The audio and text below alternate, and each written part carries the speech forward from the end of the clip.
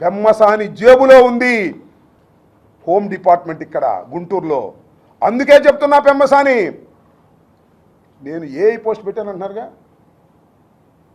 ఏమని ఎప్పటికైనా నువ్వు శిక్షించక తప్పదు అని సంఖ్యలు వేసి పెట్టాను అంటున్నారు కదా, అది బొమ్మ మాత్రమే, కార్టూన్ మాత్రమే.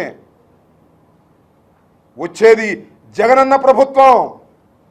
నీకు సంఖ్యలేసి నిలబెడతాను, గుర్తుపెట్టుకోమని మనం వచ్చే సంఖ్యలేసి నిలబెడతా. పెమ్మసాని చంద్రశేఖర్, నువ్వు నేరస్తుడివి, యు ఆర్ గిల్టీ.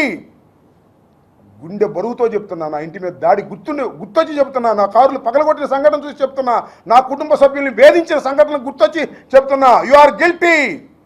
నిన్ను కార్టూన్లో కాదు, రేపు చట్టబద్ధంగా సంఖ్యలేసి చూపించేంత వరకు నిద్రపోను నేను, గుర్తుపెట్టుకోమని కూడా ఈ సందర్భంగా చెప్పదలుచుకున్నాను. అమ్మా, ఒకటి, టైం ఈజ్ వెరీ వాల్యుబుల్. మీరు ఏదైనా సరే అభివృద్ధి గురించి మాట్లాడని నేను మాట్లాడను, అంతేగాని ప్రజలకు ఉపయోగం లేదు. మమ్మల్ని ఎన్నుకున్నది ఎందుకు?